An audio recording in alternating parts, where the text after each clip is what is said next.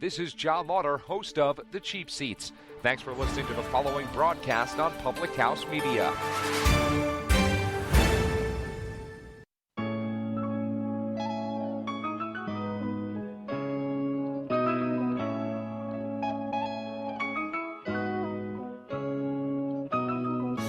Hello, my fellow revolutionaries, and welcome to the Leadership Revolution.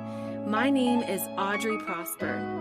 If this is your first time joining us, we want you to know that our vision is to help others discover clarity, embrace vulnerability, and experience freedom in their relationship with others and with God. I know that you're going to receive a word today that will bless you and the people around you. I want to invite you to be fully present when you're listening and judge later, because we actually can't do both at the same time. Now, I'd like to direct your attention to our host, David Prosper. Sit back, relax, and enjoy the show.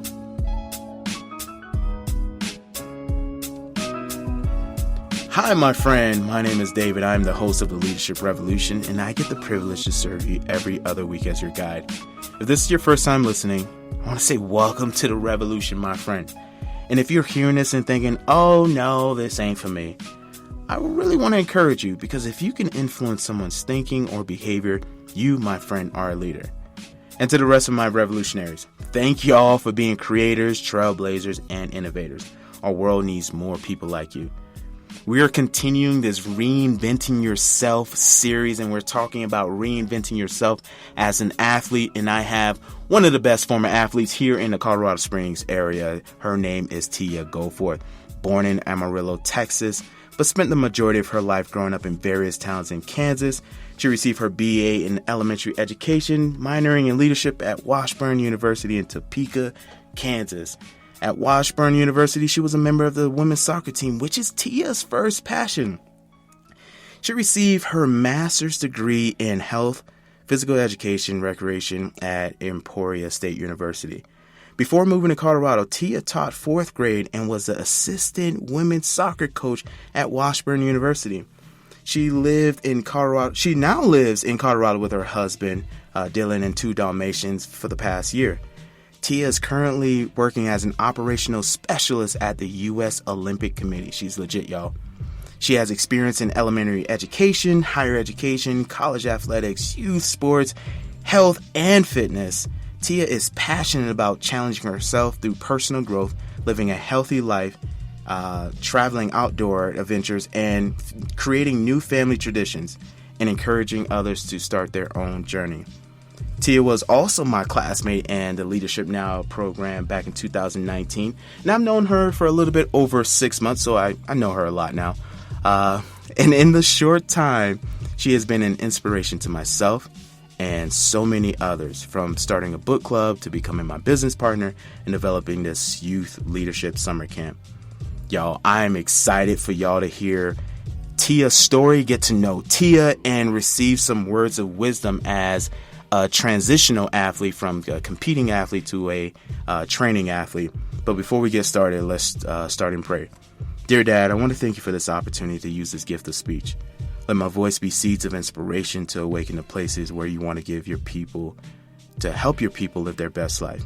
I don't know who will be listening or who's listening right now, but I pray that the sound of my voice, they receive health, healing, favor, provision, and protection over them. I pray that they would have a receptive heart and an open mind. In Jesus' mighty name I pray. Y'all, today y'all going to hear about Tia's experience as a transitional competing athlete. And I'm excited to hear Tia's story. And most importantly, I'm excited for y'all to hear Tia's story. So Tia, tell us a little bit. I know I said your intro, but tell us a little bit about yourself. Like, who are you? What do you do? And what do you like? Well, I love to challenge myself, like you said. Whether that be physically, mentally, I am always looking for what is the next thing that is going to push me outside of my comfort zone. And so done some marathons, starting a book club, like you said, that was pretty scary. That was actually scarier than I thought, having the first meeting and having to having to have an intentional conversation about a book we all read. That is pretty difficult. What book did you read? We read Big Magic. Big Magic, and what was some takeaways that you could take away from Big Magic? My favorite takeaway is just the idea of curiosity versus passion. A lot of people we're always told that we should have a passion and know what we're going after, but that's just not the case for a lot of people, especially if you struggle with even knowing who you are in the first place.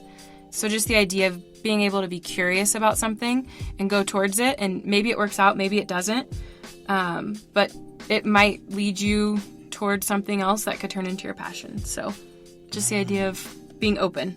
Being open, being curious. Now, like, what has curiosity led you to so far in your life? Curiosity has led me to owning 2 Dalmatians. It's led me to moving to Colorado. It led me to having a few different careers already, being able to experience some jobs in some different places and determine what I like, what I don't like. It's led me into a lot of different directions. Okay. So you moved from Kansas and now you live in Colorado Springs. Like, what drove you and Dylan to move here? Like, why'd you move here? We did not want to live in Kansas anymore. Why is Kansas so bad? It's not bad. It's just not Colorado. Okay. We just wanted to make the jump, and we knew that we could, so we just went for it. And doing that opened up a lot of doors for us, and just the mindset of knowing if you want to do something, you can do it. And then you do it, and you figure it out as you go. So was it scary moving here? It was. We made the decision, and then about 2 weeks later, we moved to Colorado. Wow. So you made the decision, and in 2 weeks you moved. Yes. That is very scary. Extremely scary. I didn't have a job.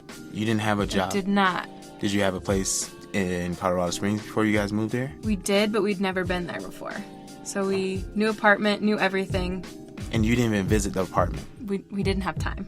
So did you see it online at least? And it looked really nice. So we were pleasantly surprised when we got here. So you went off of pictures. Yes. And then you signed the lease before you even got to even see the apartment. Yep. So it could have looked like a 5-star hotel, but when you got there, it looked like the projects. I would not recommend doing it that way, but we just did not have enough time. Okay, that's talking about faith in action at its finest. And when you got here, like, what was the first thing that you guys did? We went hiking. You went hiking? We did. Okay. Well, we got here pretty late, so we slept, and then the next day we went hiking. Okay. And now the elevation in Kansas versus Colorado, what's the elevation in Kansas right now? Do you not know? Oh, okay. It's very low. It's very low and flat. Flat? Okay. So it's a lot different than here. I struggled for a few weeks. Really? Mm-hmm. Wow. Did you drink a lot of water? I did.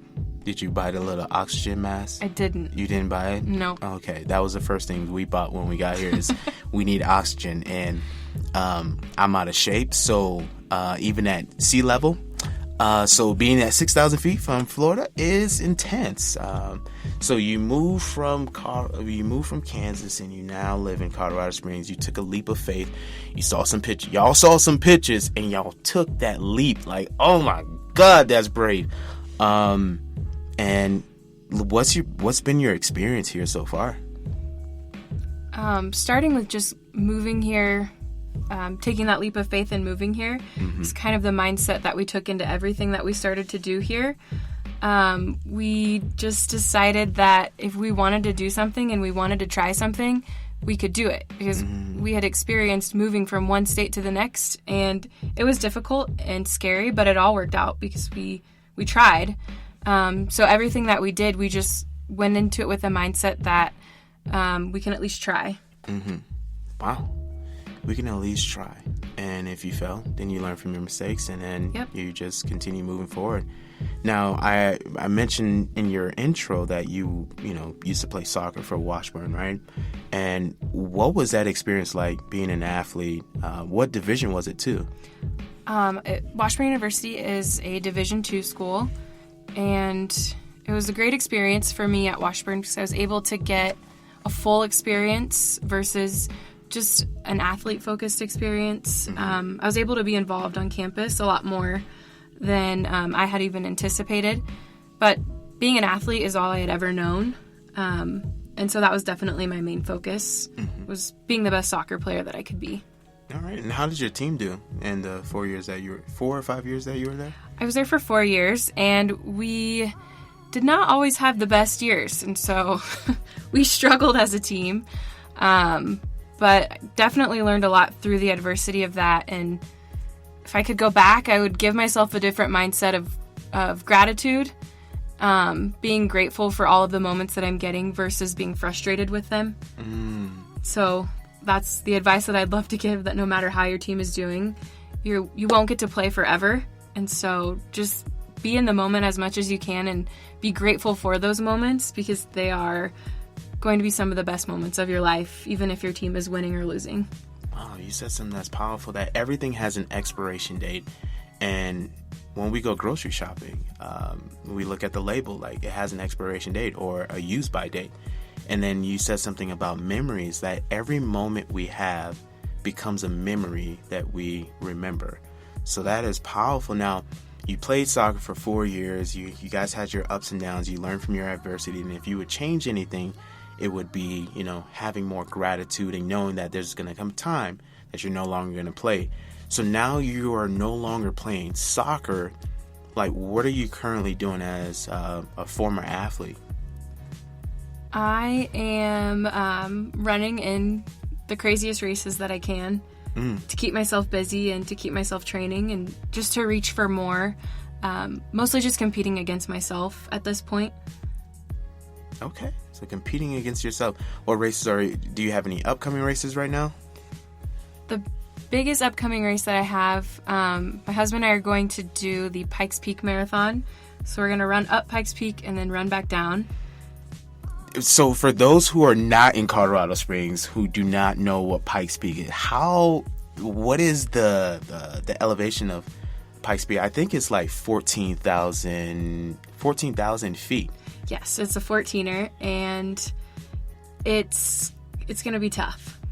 I did the ascent last year, so I went to the top. Yeah. But I rode a bus back down. So now I'm going to run up and down. Whew. And how have you been training for that? How do you train for a 14er? Right now I'm starting off slow, because I think before I've started off too hot, too fast, and I get burnt out. So just focusing on just a foundation of fitness right now before I start getting into doing the incline a few times a week, and then just getting on the mountain, getting on the trail. It's going to be the best form of training. Okay. And for those who are not in Colorado, that is a mountain. I know there's some listeners out in Florida, and the tallest thing in Florida is a 300-foot hill. This is a 14,000 feet. Anyways, I messed that up anyways, so we're going to continue on with that. That's my Ebonics coming out. The hood is out and alive and proud. But that's 14,000 feet. And that is freaking high. The elevation here in Colorado Springs is 6,000 feet. And she's going to go up even higher than that. God be with her. And it reminds me of the story of Moses when he went to Mount Sinai and he came back a different person. So Tia might come back a different person after this race. So now you're no longer with an organized sport like soccer when you played in college, and now you're competing as just, to keep yourself busy, as you mentioned. What's been the biggest challenge going from a competing athlete who is a part of an organized sport to now no longer a part of an organized sport, but still competing in a way? The biggest part is completely creating a new identity. You go through your whole life being a soccer player and telling people that you play soccer whenever they ask what you do. And then once you're done playing, you can't say that anymore. So what are you supposed to say? So kind of trying to figure out what the answer to that question is and who I am, and learning that I am not a soccer player, and finding ways to describe myself versus being something. That's been the biggest thing and the hardest change. Wow, that's powerful. When someone asks you, you can no longer say you're a soccer player. And I'm a huge fan of being open, honest, and transparent. And if you feel comfortable being vulnerable, have you found that identity? And when someone asks you, like, what do you say now? Even after 7 years of not playing the game, I still don't think I have that locked down. I still don't know who I am without the sport, because that's all I ever was in my mind. My reality was only, I am a soccer player. And I still don't know to this day who I am. That makes perfect sense. And I want to commend you for your vulnerability and sharing, still trying to figure it out. Have you taken steps to at least figure it out? Like, who are you outside of soccer over the last 7 years? I've definitely tried. I thought I wanted to be a teacher, so I tried that for a few years. But then still, I'm not a teacher. And so learning that and stepping out of it and stepping into being a coach, I am not a coach. So those have kind of been the things that I've learned. I'm not my title. So trying to dig deeper to find who I am outside of the titles, what makes me me. Those are just things I never thought about before. And so I think all the long runs that I go on have allowed me to go inward and try and figure out who I am and who do I want to be remembered for. Because I know people aren't just going to, when I die, people aren't going to say, she's a soccer player. I don't want that to be the only thing that they remember about me. So how can I be impactful in the person that I am and not what I do? It's powerful. So the running has allowed you to start reflecting. Do you do any other reflection exercises to think out things, to release things? What do you do? I love to journal. I love to write. I love to read and then journal about what I read. So just finding different ways to express my thoughts is really powerful for me. And a lot of it comes out in writing. So writing, journaling, reading, and that's helped you to do a lot of reflection and to at least move forward, even though you haven't found it, but it still has you on that path. Now, as a former competing athlete, just a training athlete, how does one reinvent themselves to still have that mentality, but, doesn't have that team aspect? Like, how would you reinvent yourself? That's a really good question. That's something that I'm still working on trying to figure out. But I've found ways to... We all want to belong to something, and we all want to be a part of something. And so I can take what I've learned through my sport, where we all felt like we were a part of something bigger than ourselves together, and we were working towards something bigger.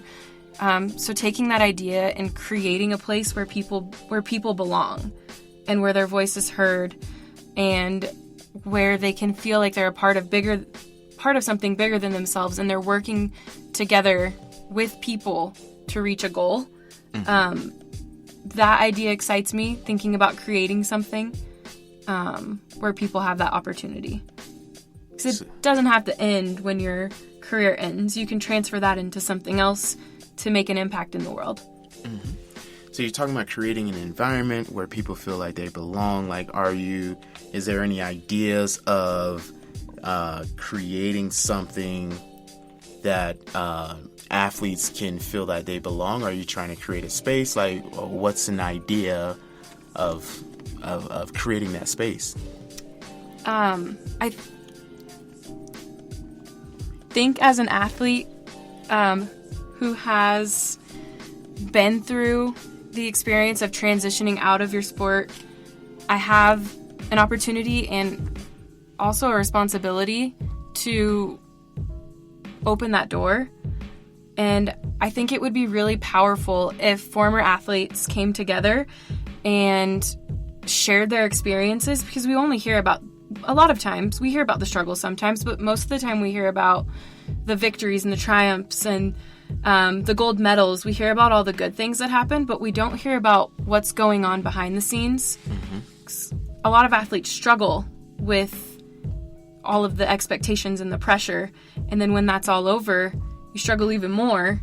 And so I think creating a community where athletes, former athletes, current athletes come together to pave the way for future athletes, to have a stronger experience and giving them the tools when they do exit, how to do it with mental stability and confidence, to take what they've learned in their sport and use it to impact the world. And I know you're very, very passionate about mentorship and like you talked about paving the way for future athletes. Like, are you thinking about creating a platform, writing a blog, doing a podcast? Like, what are some ideas that you can use or that you want to use so that they can be reached in places that are not reachable? I think that there are so many small steps that we could take even in the beginning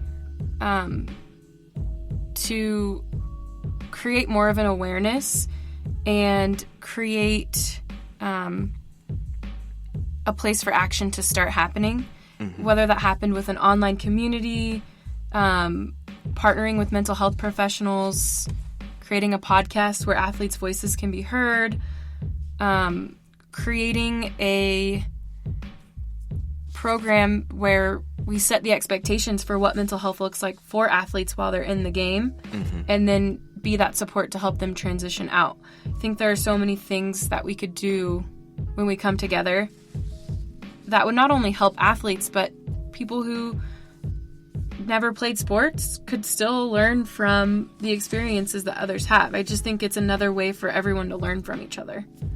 So creating a space where we learn from each other, and we, like I talk about oftentimes, so we don't have to go through unnecessary experiences.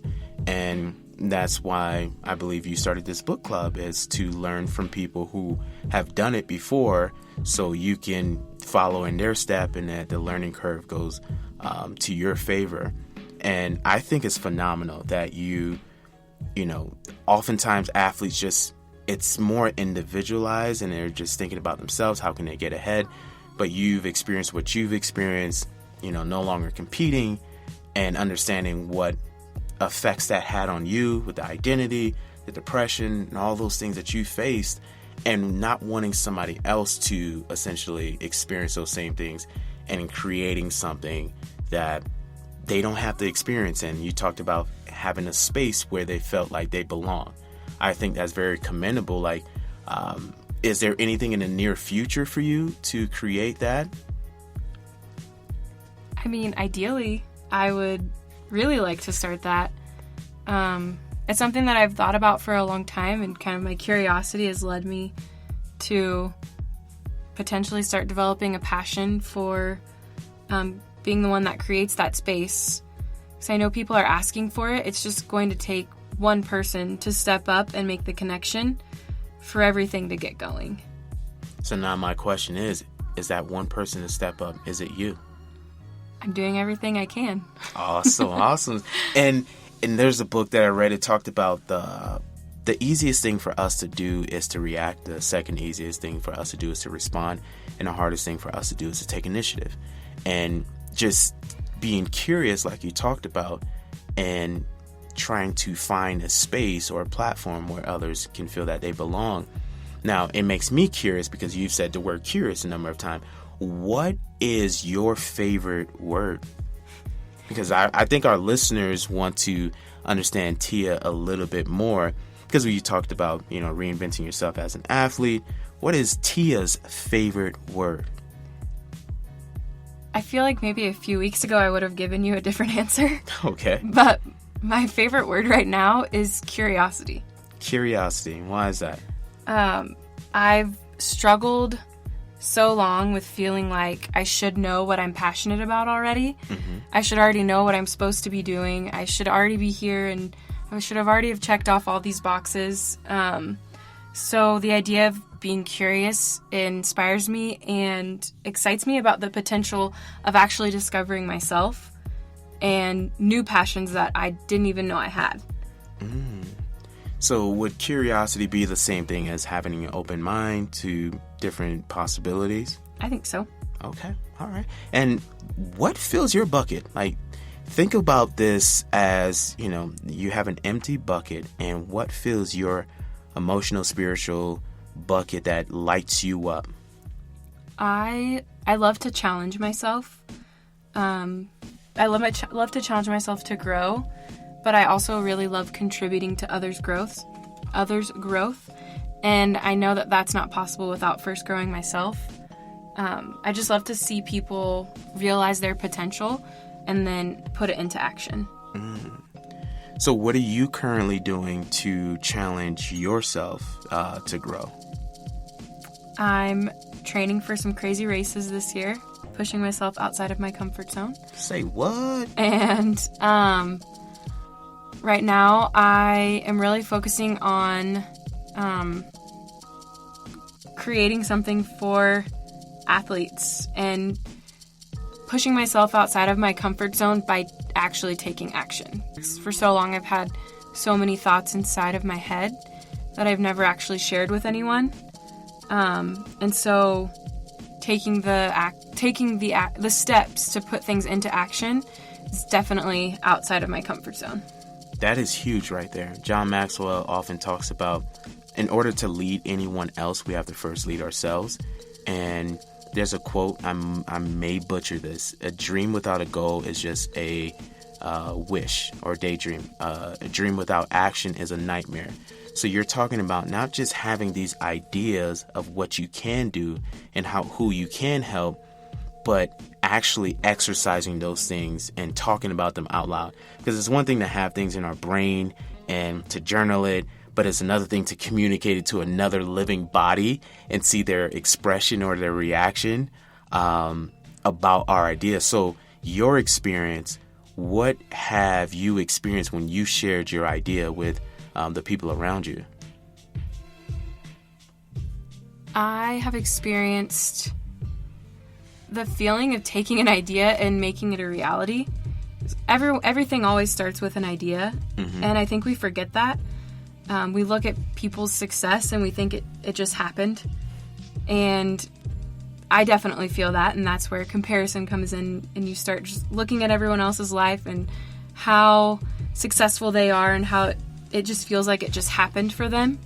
But their success started with an idea too. And so kind of realizing that an idea can become a reality when you put action behind it. And that has been my biggest takeaway so far in just doing things. Nothing's happened yet, but it's my reality because I've actually taken steps to make it real outside of my brain.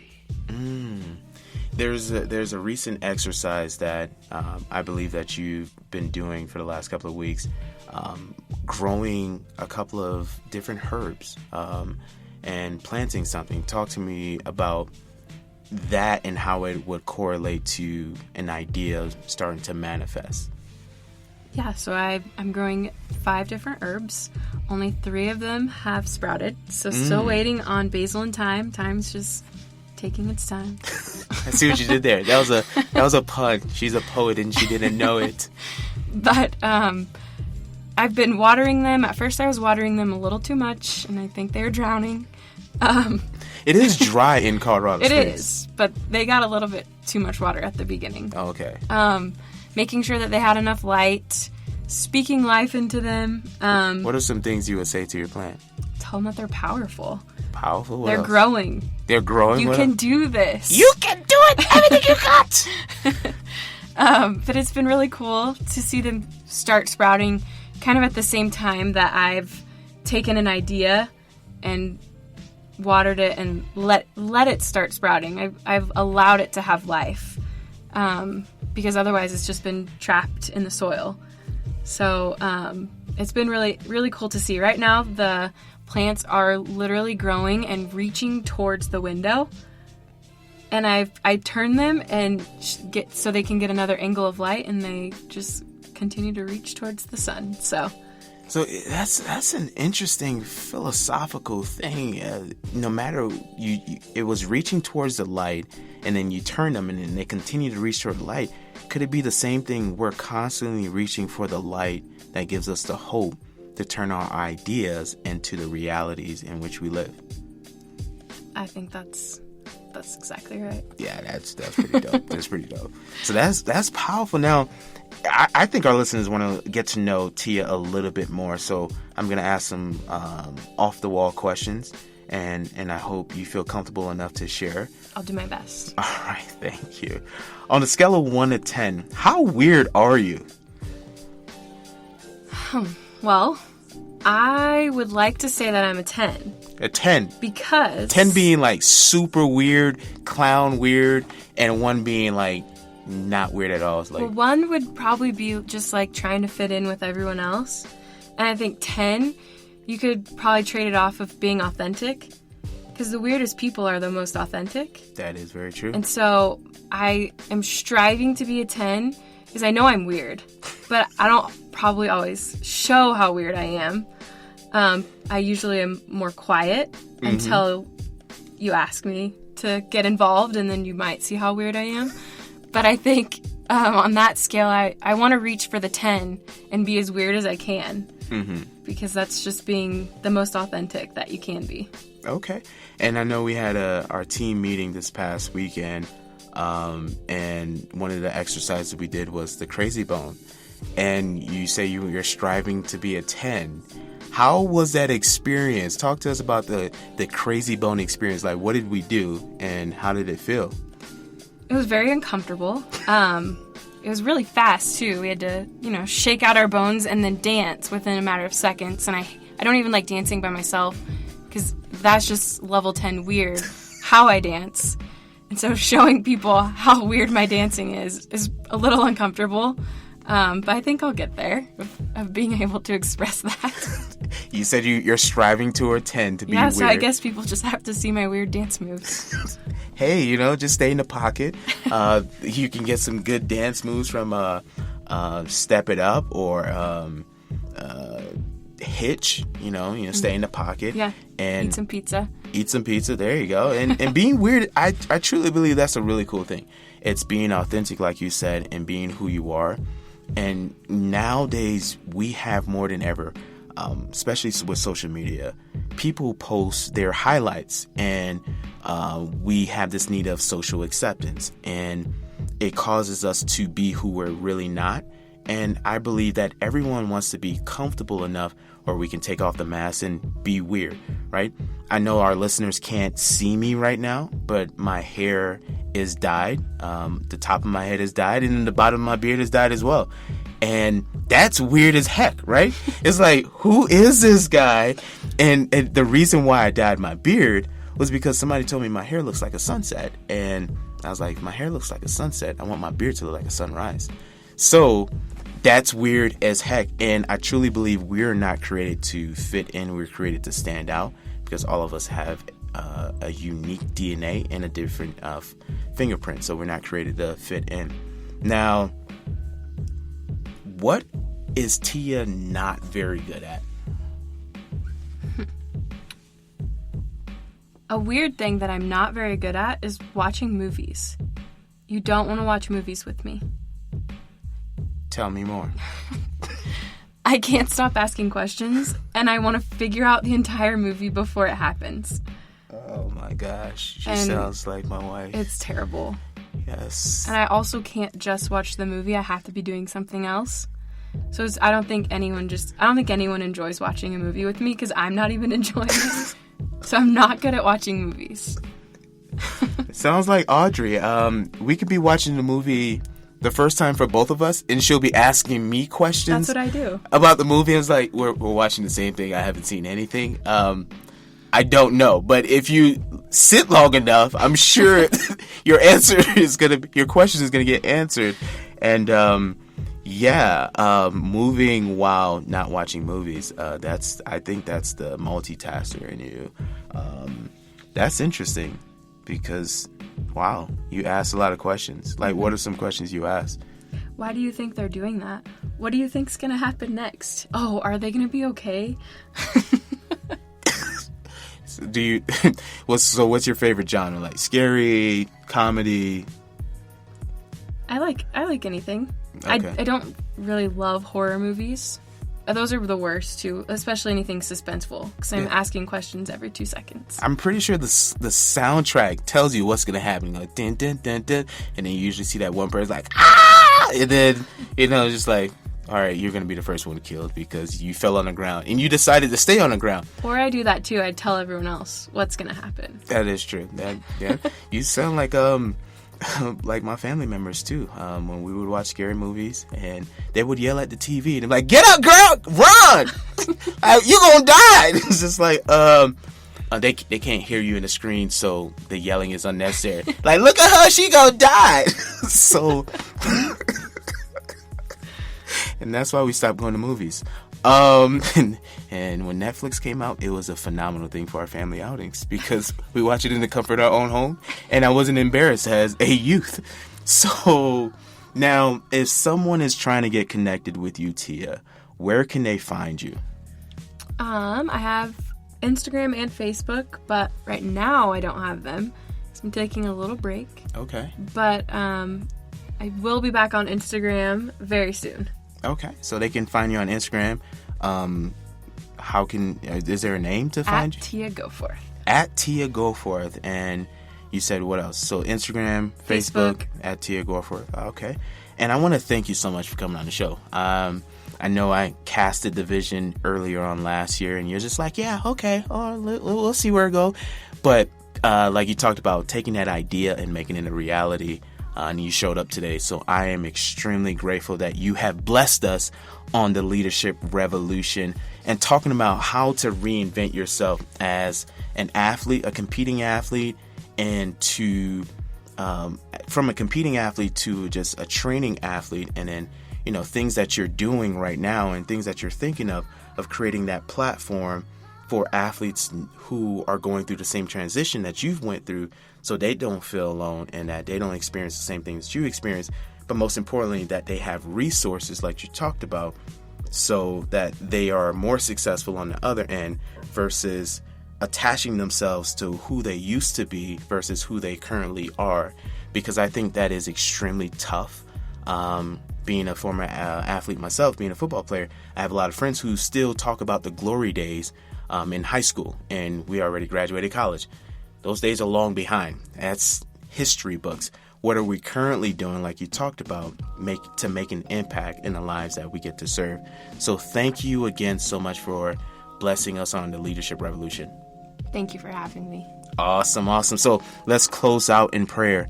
Dear Daddy, thank you for what we got to hear today. Let it penetrate our hearts and our mind. I want to say, let the Lord bless you and keep you. May He make His face shine upon you. May He be gracious towards you. May He give you strength when you are weak, hope when you're discouraged, faith to believe, and joy that is contagious. In Jesus' name, amen. Y'all, thank you so much for joining us today. Come back every other Wednesday of each month for a new episode. I have some awesome guests lined up, and you do not want to miss it. And I want you to remember something. If we as leaders are to set ourselves apart, we must start by leading through love, which always comes from the heart. Thank you for listening today. We hope you are blessed. To share your leadership experience, you can text us directly at 414-552-9598. Again, 414-552-9598. And don't forget to subscribe to enjoy more messages just like this one. On behalf of Shepherd Revolution, we look forward to connecting with you every other Wednesday. Now go and revolutionize the way you lead.